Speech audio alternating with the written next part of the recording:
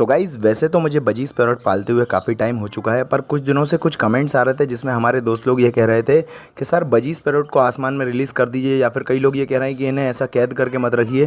तो देखिए, हम इन्हें कैद करके नहीं रखते हैं। बजीज़ पैरॉट जो है ऑस्ट्रेलिया का पैरॉट है, जो कि पालते हैं, उन्हें पता होगा। हम इन्हें यहीं पर ही पैदा कराते हैं, मतलब कि मटकी में ही इनके अंडे बच्चे लेते हैं। जिससे कि दोस्तों होता ये है कि मटकी में ही ये पैदा होते हैं, तो इन्होंने बाहर की दुनिया नहीं देखी होती। और अगर हम इन्हें बाहर रिलीज़ कर देंगे तो इनके साथ होगा कुछ इस तरह का। देख सकते हैं आप ये फ़ोटो के अंदर बाहरी पक्षी जो हमारे इंडिया के नेचर में पाए जाते हैं बड़े बड़े, वो इन्हें खा जाएंगे और 2 मिनट में ही दोस्तों इन्हें मार देंगे।